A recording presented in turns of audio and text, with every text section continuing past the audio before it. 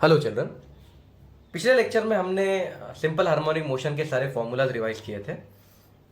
इस लेक्चर में हम सिंपल हार्मोनिक मोशन के कुछ इजी और नॉर्मल से क्वेश्चंस करेंगे। ये क्वेश्चंस उन्हीं फॉर्मूला पे बेस्ड होंगे। तो इस वीडियो में एवरेज एसएचएम के क्वेश्चंस होंगे, बहुत डिफिकल्ट क्वेश्चंस नहीं होंगे। लेकिन जो अगला वीडियो आएगा एसएचएम का, वो बहुत ही डिफिकल्ट होगा। तो इस वीडियो की मदद से आप अपना बेसिक स्ट्रॉन्ग कर सकते हैं और अगले वीडियो में आप कुछ डिफिकल्ट न्यूमेरिकल्स देखेंगे। तो चिल्ड्रन, क्वेश्चन 1 से स्टार्ट करते हैं। The differential equation of SHM is this. SHM का डिफरेंशियल इक्वेशन दिया है, आपको उसका टाइम पीरियड पूछा है। तो चिल्ड्रन, आपको बस इस क्वेश्चन में ये याद रखना है कि डिफरेंशियल इक्वेशन ऑफ एसएचएम क्या होता है। तो अब इसको हम कंपेयर करेंगे, comparing with differential equation of SHM क्या होता है? D square X upon D T square plus omega square X is equals to 0। ये स्टैंडर्ड इक्वेशन है। इन दोनों को हमें कंपेयर करना है। तो सबसे पहले, क्या ये चीज इस चीज की तरह दिख रही है? क्या ये डिफरेंशियल इक्वेशन हमारे स्टैंडर्ड डिफरेंशियल इक्वेशन से मैच कर रहा है? नहीं कर रहा है। क्यों? यहां पे D square X upon D T square के साथ आगे कौन है? कोई नहीं, यानी कि 1। और यहां पे आगे कौन है? 4। तो स्टैंडर्ड इक्वेशन में यहां पे 1 होना चाहिए, जबकि इस इक्वेशन में यहां पे 4 है। तो इस इक्वेशन को मैं क्या करूंगा? 4 से डिवाइड कर देता हूं। Let me divide this by 4। तो क्या हो जाएगा children? D square X upon D T square. तो इसको 4 से डिवाइड किया तो इसको भी 4 से डिवाइड करना पड़ेगा, प्लस एक्स बाई 4। और 0 को भी 4 से डिवाइड करना पड़ेगा, तो 0। अब ये स्टैंडर्ड फॉर्म में आ चुका है। अब इन दोनों को कंपेयर करो। D square x D T square है, यहां पे भी D square x by D T square है। यहां पे ओमेगा स्क्वायर एक्स है और यहां पे एक्स बाई 4 है। इन दोनों को कंपेयर करो। ओमेगा स्क्वायर एक्स और एक्स बाई 4 सेम होना चाहिए। तो ओमेगा स्क्वायर कितना हो गया? 1/4। तो ओमेगा हो गया 1/2 रेडियन पर सेकेंड। हमें एंगुलर फ्रीक्वेंसी मिल चुकी है चिल्ड्रन। लेकिन ये नहीं पूछा है हमें तो टाइम पीरियड पूछा है। हमें पता है टाइम पीरियड होता है 2π ओमेगा, या omega is equal to 2π time period, एक ही बात है। तो ये फॉर्मूला भी हम देख चुके हैं। इसीलिए जो टाइम पीरियड होगा वो हो जाएगा 2π ओमेगा का वैल्यू है हाफ। टाइम पीरियड हो जाएगा 4π seconds. So this is the value of time period. अगला क्वेश्चन चिल्ड्रन, एक एसएचएम है, उसका ये इक्वेशन दिया हुआ है। आपको एम्पलीट्यूड बताना है, एंगुलर फ्रीक्वेंसी पता लगाना है, फेज कांस्टेंट, टाइम पीरियड और फ्रीक्वेंसी, इन सब का पता लगाना है। तो चिल्ड्रन, ये है हमारा इक्वेशन। लिख देता हूं, x is equals to 5 sine 100πt plus π/6। ये ओरिजिनल इक्वेशन है। अब एक्चुअल इक्वेशन ऑफ एसएचएम क्या होता है, उसके साथ हम कंपेयर कर लेंगे। Comparing with actual equation of SHM होता है x equal to a sine omega t plus 5।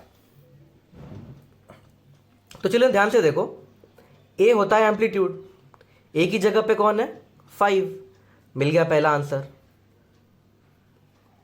Amplitude है 5 मीटर। तो एम्पलीट्यूड हमें मिल गया। अब एंगुलर फ्रीक्वेंसी यानी कि ओमेगा, ओमेगा किसके साथ है?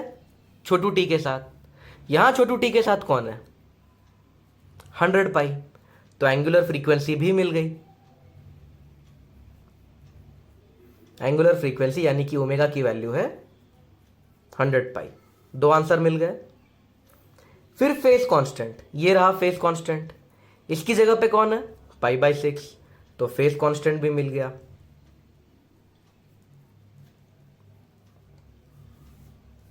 नेक्स्ट चीज पूछिए टाइम पीरियड। चिल्ड्रन, हमें यहां पे ओमेगा मिला हुआ है, ओमेगा से टाइम पीरियड मिल जाता है। ओमेगा होता है 2π टाइम पीरियड। ओमेगा की वैल्यू पता है हमें 100π।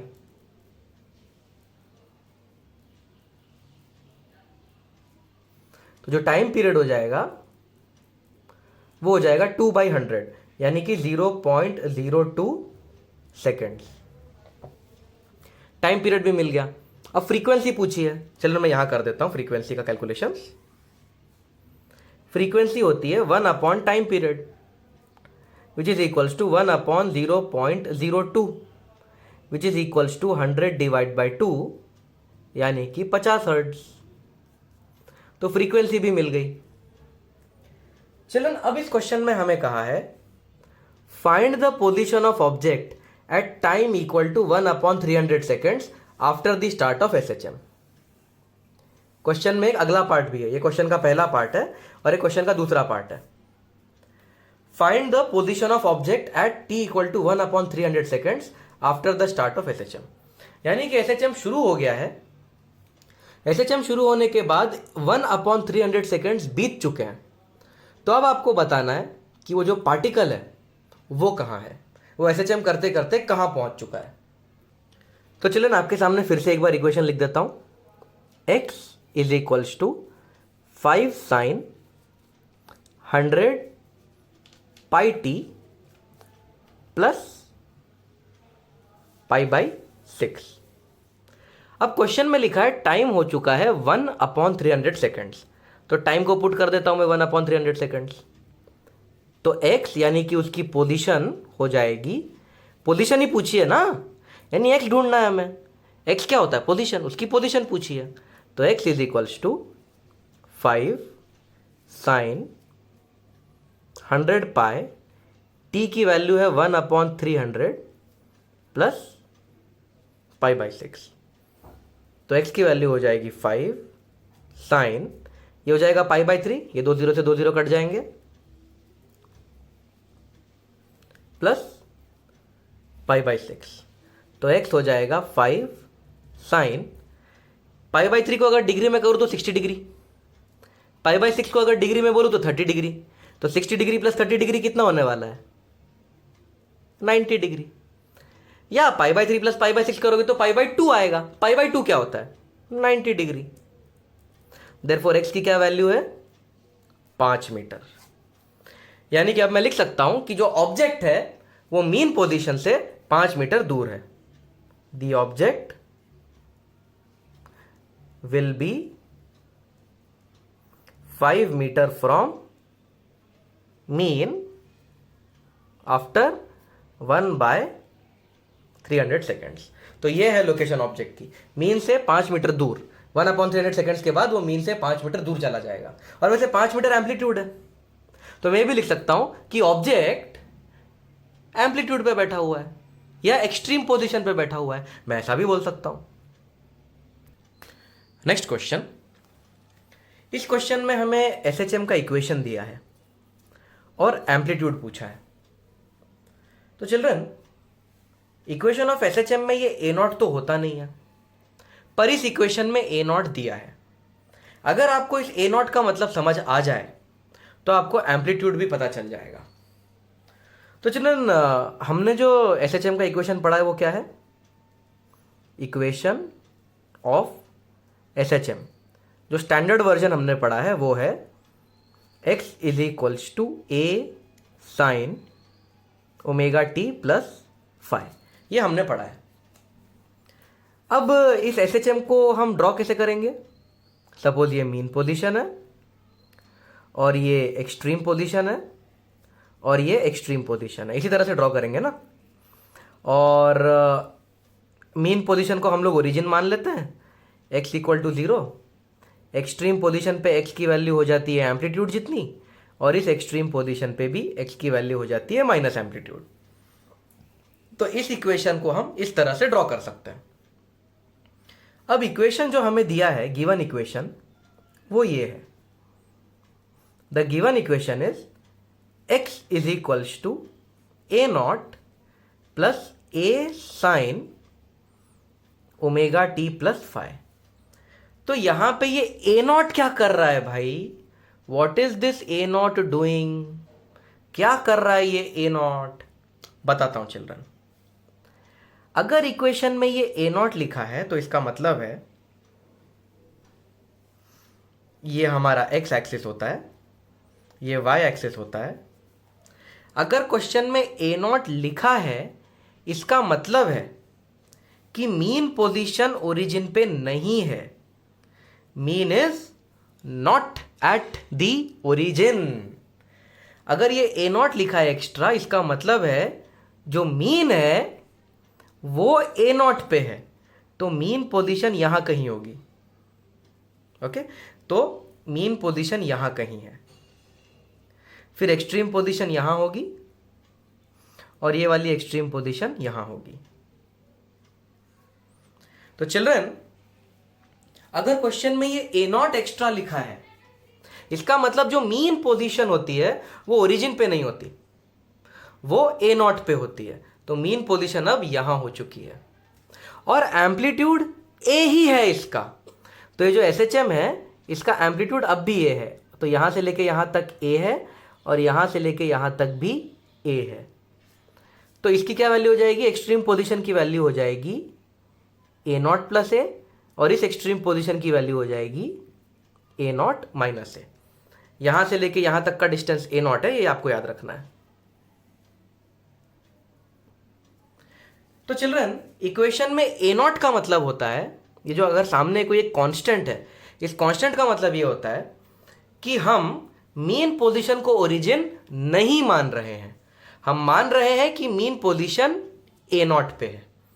देखो यहां पे कुछ नहीं लिखा है, यहां पे कोई कांस्टेंट नहीं है, कोई कांस्टेंट नहीं है, तो हम मान लेंगे कि मीन पोजीशन ओरिजिन पे है। तो इसको x इक्वल टू 0 पे रख दिया, ये x इक्वल टू ए हो गया और ये x इक्वल टू माइनस ए हो गया। लेकिन अगर यहाँ पे ए नॉट लिखा है, इसका मतलब जो मीन है वो ओरिजिन पे नहीं है, मीन ए नॉट डिस्टेंस आगे है। तो ये रहा मीन, ये रही एक्सट्रीम, ये रही एक्सट्रीम, एम्पलीट्यूड अब भी ए ही है। So the answer is the amplitude is still a. तो इस ए नॉट से क्या फर्क पड़ा? एसएचएम यहां होने की जगह, मीन पोजीशन पे होने की जगह, ए नॉट की वजह से एसएचएम यहां हो रहा है, बस। बाकी और कोई फर्क नहीं पड़ता इस ए नॉट से। इस ए नॉट से सिर्फ एक फर्क पड़ रहा है, एसएचएम मीन पे ना होके एसएचएम ए नॉट डिस्टेंस आगे जाके हो रहा है, दैट्स इट। बाकी एसएचएम की सारी क्वांटिटी सेम रहेंगी, फ्रीक्वेंसी सेम रहेगा, एम्पलीट्यूड सेम रहेगा, फेज डिफरेंस सेम रहेगा, बाकी सब कुछ सेम रहेगा। बस मेन पोजीशन को हमने ओरिजिन से उठा के यहां रख दिया, that's it. Next question children, हमारे सामने 3 केस है। स्प्रिंग कांस्टेंट के है, मास m है, स्प्रिंग कांस्टेंट के, मास m, स्प्रिंग कांस्टेंट के, मास m। तीनों का टाइम पीरियड हमें ढूंढना है। नाउ चिल्ड्रन, हमें टाइम पीरियड ऑफ एसएचएम का फॉर्मूला पता है। टाइम पीरियड ऑफ एसएचएम होता है t is equals to 2 pi under root m by K. तो चिल्ड्रन, अगर आप इस टाइम पीरियड को बहुत ध्यान से देखोगे, if you see this very very carefully, इसमें एक बहुत इंपॉर्टेंट चीज गायब है। एक ऐसी चीज जो आपकी और मेरे लाइफ में बहुत ही ज्यादा इंपॉर्टेंट है, और वो चीज इस इक्वेशन में गायब है, और वो चीज है छोटू जी, यानी कि एक्सेलरेशन ड्यू टू ग्रेविटी। तो जो time period of spring mass system, ये स्प्रिंग और मास सिस्टम है ना, spring mass system, spring mass, the time period of spring mass system is independent of acceleration due to gravity. कहीं भी छोटू जी दिख रहा है टाइम पीरियड में? नहीं। यानी कि ये किसी भी ओरिएंटेशन में रखा हो, उल्टा, सीधा, आड़ा, तिरछा, इंक्लाइन पे, बिना इंक्लाइन के, कैसे भी रखा हो, ग्रेविटी से तो इसका कोई लेना देना है ही नहीं। यानी कि ये ऐसा रखा हो या ऐसा रखा हो या ऐसा रखा हो या इवन ऐसा भी क्यों ना रखा हो, उल्टा,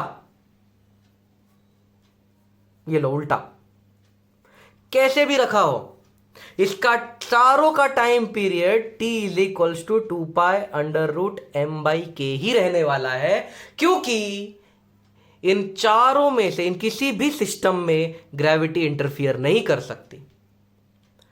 चिल्ड्रन, आप अगर फ्लैट ग्राउंड पे चलते हो तो कम थकते हो, आप अगर नीचे की तरफ उतरते हो तो कम थकते हो, लेकिन अगर आप ऊपर की तरफ चढ़ते हो तो ज्यादा थकते हो। क्यों? क्योंकि आपके ऊपर ग्रेविटी असर कर रही है। आपके मास में mg है, जी फैक्टर है, लेकिन यहां टाइम पीरियड में कोई भी जी का फैक्टर है ही नहीं। तो छोड़ो इसको, अर्थ पे छोड़ो, इसको जाके किसी ऐसी जगह पे ले जाओ जहां पे ग्रेविटी है ही नहीं, वहां पे भी इसका time period t equal to 2π√m/k ही रहने वाला है। मून पे भी यही टाइम पीरियड रहेगा, सैटेलाइट में भी यही टाइम पीरियड रहेगा, अर्थ पे भी यही टाइम पीरियड रहेगा, मार्स पे भी यही टाइम पीरियड रहेगा। चाहे आड़ा रखाओ, टेढ़ा रखाओ, उल्टा रखाओ, सीधा रखाओ, तिरछा रखाओ, इसको कोई फर्क नहीं पड़ता ग्रेविटी से। इसका time period t is equals to 2π√m/k ही रहने वाला है। अगला क्वेश्चन चिल्ड्रन, एक ब्लॉक है, उसका मास m है, उसे हमने कनेक्ट किया है स्प्रिंग से और स्प्रिंग कांस्टेंट है k। तो ड्राइंग कर देता हूं आपके लिए। ये एक स्प्रिंग है, उस स्प्रिंग से एक ब्लॉक कनेक्ट किया है m और स्प्रिंग कांस्टेंट है k। ओके, और इसका टाइम पीरियड दिया है t। It's time period of oscillation is t। तो इसका टाइम पीरियड t दिया हुआ है। अब क्वेश्चन में लिखा है if the spring is now cut in 2 equal parts, यानी स्प्रिंग के कर दिए हमने टुकड़े, बीच से इसको काट दिया। Find the new time period of the block if it is connected with one of the springs.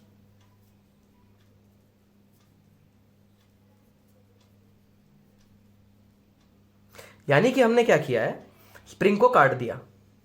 तो ये केस 1 है, और केस 2 ऐसा होगा कि स्प्रिंग को काट के कर दिया आधा और उसमें चिपका दिया ये m। तो जो नया टाइम पीरियड है वो कितना है, दिस इज केस 2। तो केस 1 और केस 2 दोनों की डायग्राम मैंने आपको बना के दे दी है। नाउ चिल्ड्रन, जब हमने वर्क पावर एनर्जी चैप्टर पढ़ा था, आपने पढ़ा होगा work power and energy chapter, उस चैप्टर में हमने स्प्रिंग की स्टडी की थी और उस चैप्टर में हमने ये सीखा था that the spring constant is inversely proportional to length. ये हमने वर्क पावर एनर्जी चैप्टर में सीखा हुआ है। Spring constant is inversely proportional to length. Now children, आप देख सकते हो लेंथ आधी हो गई है, करेक्ट ना? लेंथ आधी कर दी, 2 पीस में काट दिए स्प्रिंग को। तो अगर लेंथ आधी हो गई है तो इनवर्स प्रोपोर्शन होता है k, तो k की वैल्यू डबल हो जाएगी। लेंथ आधी तो k की वैल्यू डबल। लेंथ अगर 1/4 हो जाती तो k की वैल्यू 4 टाइम्स हो जाती। तो चिल्ड्रन, इस टाइम पीरियड का क्या फॉर्मूला है, t is equals to 2π√m/k। यह है केस 1 के टाइम पीरियड का फॉर्मूला। अब केस 2 का टाइम पीरियड लिखता हूं, t इज इक्वल्स टू 2π√, मास तो अब भी m है लेकिन k की वैल्यू हो चुकी है 2k। तो ये पुराने केस का टाइम पीरियड लिख दिया, ये नए केस का टाइम पीरियड लिख दिया। हमें t न्यू की वैल्यू चाहिए। ओके, तो क्या मैं इसको कुछ इस तरह से लिख सकता हूं, 2π√m/k, और ये जो √2 है उसको बाजू में लिख देता हूं √2। कोई प्रॉब्लम नहीं भाई, मैथमेटिकली तो करेक्ट है। इस √2 को मैंने बस बाजू में लिखा है। ये क्या है चिल्ड्रन, ये 2π√m/k, ये तो पुराना टाइम पीरियड t है। तो जो t न्यू हो जाएगा उसकी वैल्यू हो जाएगी, इसको हम पुराने टाइम पीरियड t से रिप्लेस कर सकते हैं और ये बचा √2। तो ये है आंसर, जो नया टाइम पीरियड होगा वो पुराने टाइम पीरियड का डिवाइड बाय √2 हो जाएगा। नेक्स्ट क्वेश्चन चिल्ड्रन, 2 स्प्रिंग्स हैं और एक मास है, और दूसरे केस में भी 2 स्प्रिंग्स और एक मास है। इन दोनों केसेस का टाइम पीरियड निकालना है। तो चिल्ड्रन, ये क्वेश्चन भी आसान है। हमने work power and energy chapter में सीखा था कि अगर स्प्रिंग्स सीरीज में होती हैं तो हम इस फॉर्मूले का इस्तेमाल कर सकते हैं। 1/k equivalent of series is 1/k1 plus 1/k2। Therefore 1/k equivalent in series is 1/k1 का वैल्यू k दिया है, k2 का वैल्यू भी k दिया है, तो ये हो जाएगा 2/k।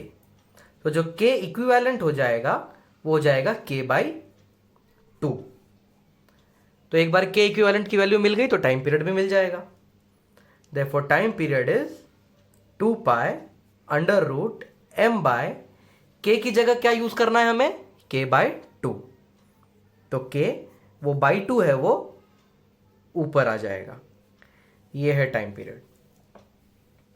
और चिल्ड्रन वर्क पावर एनर्जी में हमने सीखा था अगर स्प्रिंग्स पैरेलल में हो तो के इक्विवेलेंट क्या हो जाता है, के इक्विवेलेंट हो जाता है k1 प्लस k2। देयरफॉर के इक्विवेलेंट हो जाएगा 2k प्लस k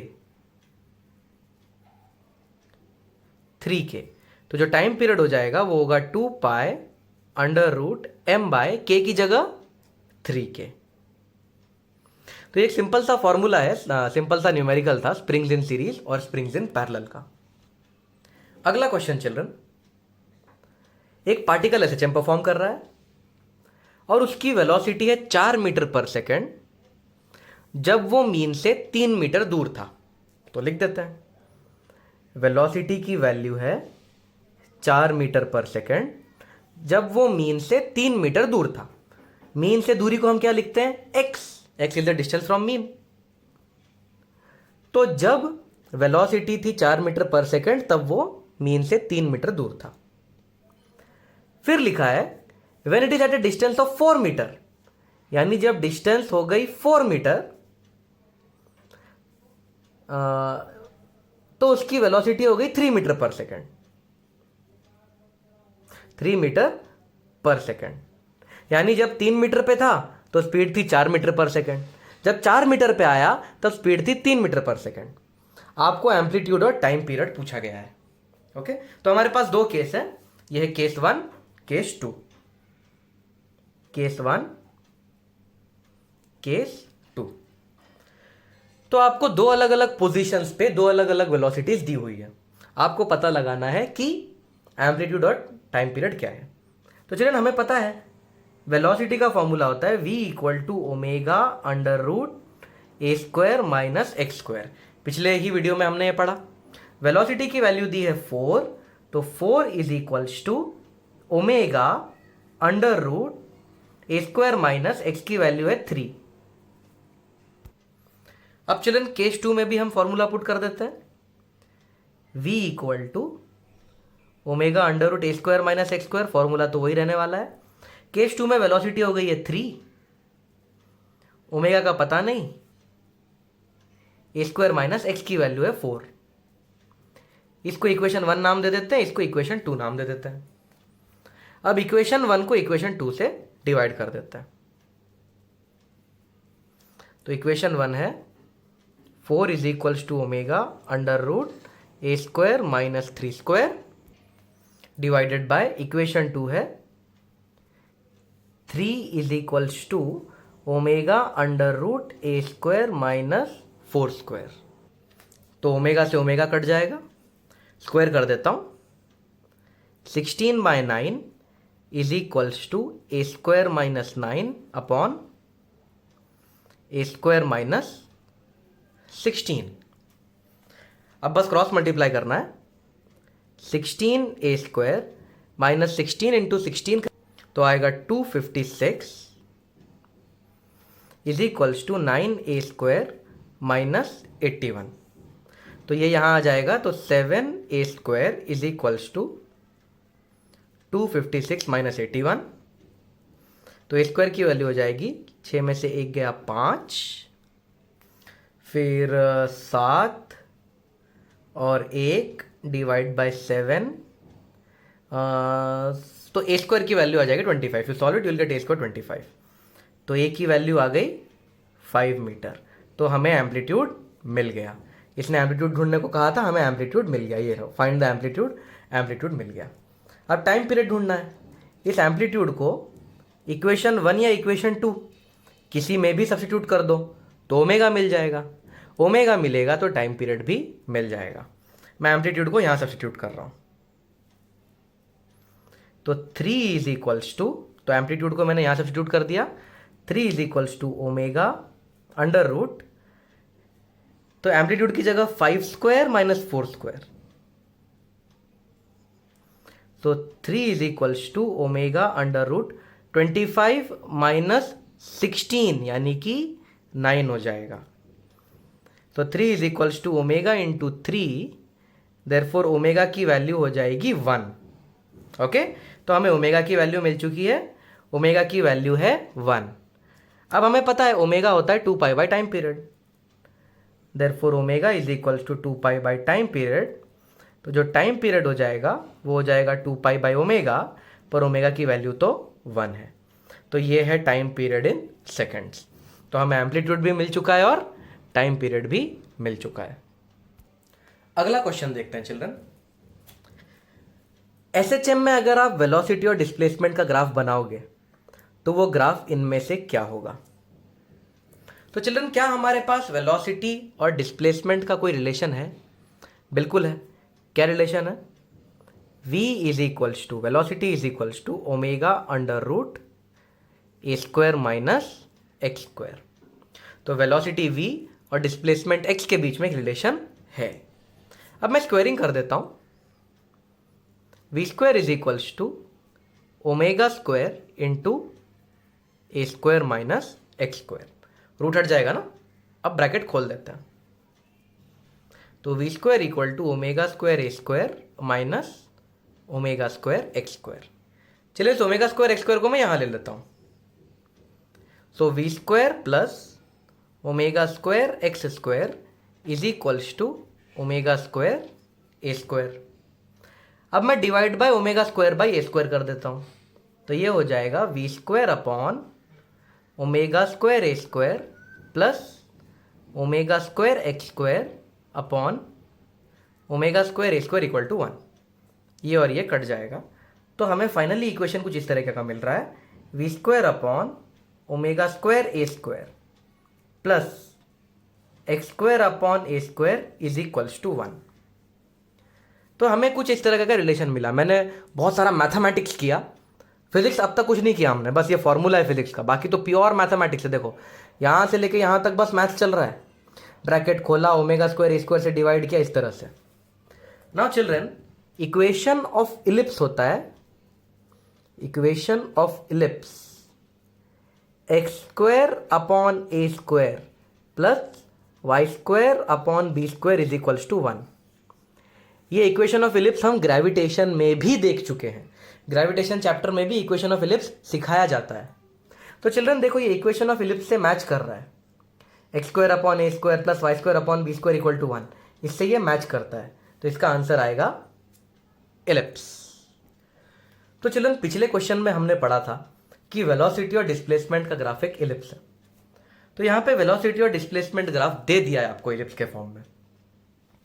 अब ये वेलोसिटी और डिस्प्लेसमेंट ग्राफ है एसएचएम का। आपको इस ग्राफ की मदद से टाइम पीरियड को ढूंढना है। What is the time period of this SHM? तो चिल्ड्रन, क्वेश्चन आसान होता है, देखने में बड़ा खतरनाक दिखता है, पर होता आसान है। एक्स क्या होता है? एक्स होता है डिस्प्लेसमेंट फ्रॉम मीन पोजीशन। तो इस पूरे ग्राफ में एक्स की जो सबसे बड़ी वैल्यू है वो क्या है? चिल्ड्रन, इस पॉइंट पे एक्स की वैल्यू सबसे बड़ी नहीं है, इस पॉइंट पे भी एक्स की वैल्यू सबसे बड़ी नहीं है, इस पॉइंट पे भी एक्स की वैल्यू सबसे बड़ी नहीं है। इस पॉइंट पे देखो, एक्स की वैल्यू सबसे बड़ी है। तो मैं लिख सकता हूं maximum value of displacement is 10 centimetre यानी कि 0.1 मीटर। अब आप मुझे बताओ कि मैक्सिमम वैल्यू ऑफ डिस्प्लेसमेंट क्या होता है? एम्पलीट्यूड, यानी कि एम्पलीट्यूड की इंफॉर्मेशन हमें मिल गई 0.1 मीटर। अब वेलोसिटी का क्या फॉर्मूला है? Velocity is omega under root A square minus x square. इस पॉइंट की वेलोसिटी दी है, तो वेलोसिटी की वैल्यू है 5। तो वेलोसिटी की वैल्यू डाल देते हैं, ओमेगा अंडर रूट ए स्क्वायर की वैल्यू पता है 0.1 स्क्वायर माइनस, चलो इस पॉइंट की वेलोसिटी पता है और इस पॉइंट पे एक्स कितना होता है? इस एक्सिस पे एक्स की क्या वैल्यू होती है? 0। देखो ना, इस पॉइंट पे एक्स एक्सिस की वैल्यू 0 होती है। इसके कोऑर्डिनेट्स निकालो, इसके कोऑर्डिनेट्स होंगे 0,5। तो इस पॉइंट पे इसकी एक्स कोऑर्डिनेट की वैल्यू है 0, तो एक्स की वैल्यू 0 हो गई। सो 5 इज इक्वल्स टू ओमेगा, ये रूट और स्क्वायर कट जाएगा और बचेगा 0.1।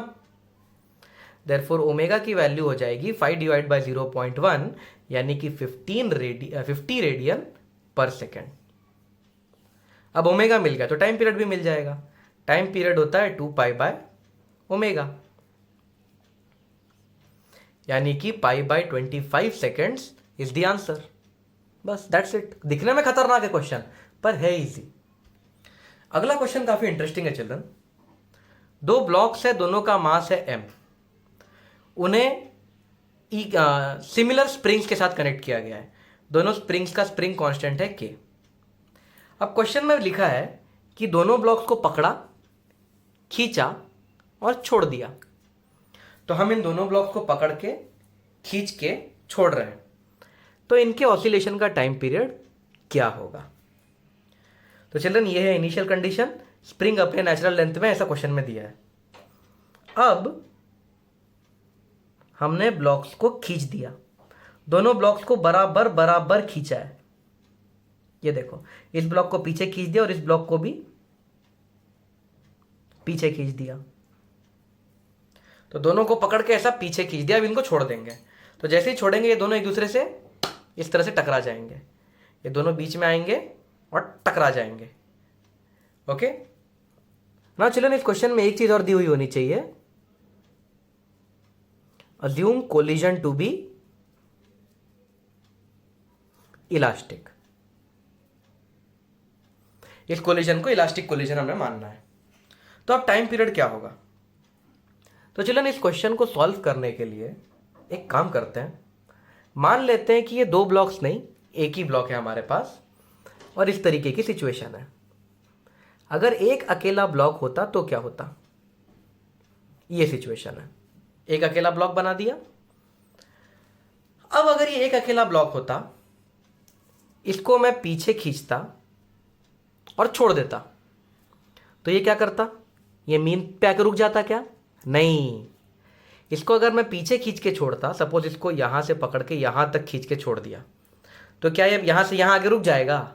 नहीं ना, ये यहां से आगे जाएगा, आगे जाएगा, आगे जाएगा, फिर रिटर्न आएगा, फिर रिटर्न आएगा, फिर रिटर्न आएगा, फिर आगे जाएगा, फिर आगे जाएगा, फिर रिटर्न आएगा। यानी अगर ये अकेला ब्लॉक होता तो जितना पीछे खींचा है उसको कवर करके मीन पे आता, फिर और आगे जाता, फिर मीन पे आता, फिर और पीछे जाता, फिर आगे पीछे, इस तरीके का मोशन होता अगर ये अकेला ब्लॉक होता तो। लेकिन हमारे पास कितने ब्लॉक हैं? दो ब्लॉक्स हैं। और चिल्ड्रन ये दोनों ब्लॉक्स सेम मास के हैं। ऊपर से जो कोलिजन हो रहा है वो इलास्टिक होता है। तो children work power energy chapter में आपने सीखा है, when collision is elastic, when collision is elastic and masses are same,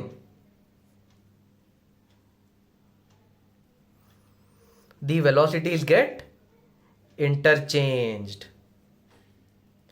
ये हमने सीखा है किसमें? वर्क एनर्जी और पावर चैप्टर में, जो कोलिजन वाला पार्ट था उसमें सीखा था। तो अब चिल्ड्रन ये दोनों हैं। अगर ये अकेला m होता तो इसको मीन मान लो, मीन से पीछे जाता, फिर आगे जाता, फिर पीछे जाता, फिर आगे जाता। लेकिन अब ये दो हैं, तो अब इन दोनों को हमने पीछे खींचा है, अब छोड़ दिया। अब क्या होगा? इस तरह की सिचुएशन होगी। तो ये आगे, ये वाला आगे आ रहा था, ये वाला भी पीछे की तरफ आ रहा है। ये दोनों जब कोलाइड करेंगे, क्योंकि इनका मास सेम और कोलिजन इलास्टिक है, इनकी वेलोसिटीज इंटरचेंज हो जाएगी। यानी कि ये जो आगे आ रहा था वो अब पीछे जाएगा और ये जो पीछे आ रहा था वो अब आगे जाएगा। तो इस तरह की सिचुएशन हो जाएगी, टकराएंगे वापस जाएंगे, टकराएंगे वापस जाएंगे, टकराएंगे वापस जाएंगे, इस तरह से। तो ये अकेला क्या कर रहा है? देखो, ये सिर्फ इतना ही मोशन कर पा रहा है, मीन से एक्सट्रीम, मीन से एक्सट्रीम, मीन से ये वाला एक्सट्रीम, मीन से ये। क्यों? क्योंकि इस ब्लॉक ने इसको, क्योंकि ये ब्लॉक कोलाइड कर रहा है। देखो इस तरह की सिचुएशन हो रही है। तो अगर ये प्योरली अकेला होता तो ये ऐसा करता क्या? नहीं ना, ये ऐसा करता, आगे जाता पीछे जाता, आगे जाता पीछे जाता, ये पूरा एक एक्सट्रीम से दूसरे एक्सट्रीम तक कर पाता ऑसिलेशन। लेकिन अब क्योंकि यहां पे दो दो आ गए हैं और ये टकरा रहे हैं, तो क्या ये दोनों ब्लॉक्स अपना ऑसिलेशन पूरा कर पा रहे हैं? एक एक्सट्रीम से दूसरे एक्सट्रीम तक जा पा रहे हैं क्या ये दोनों ब्लॉक्स? नहीं, ये दोनों ब्लॉक सिर्फ एक्सट्रीम से मीन तक ही आ पा रहे हैं। ये क्रॉस करके यहां नहीं जा सकता क्योंकि यहां पे दूसरा ब्लॉक है, तो ये इस तरह का मोशन हो रहा है। तो सिर्फ आधा ही ऑसिलेशन हो रहा है चिल्ड्रन, ये सिर्फ आधे ऑसिलेट ही कर पा रहे हैं। अकेले होते तो इस तरह का ऑसिलेशन करते हैं, अब ये दोनों साथ साथ में हैं तो इस तरीके का ऑसिलेशन कर रहे हैं।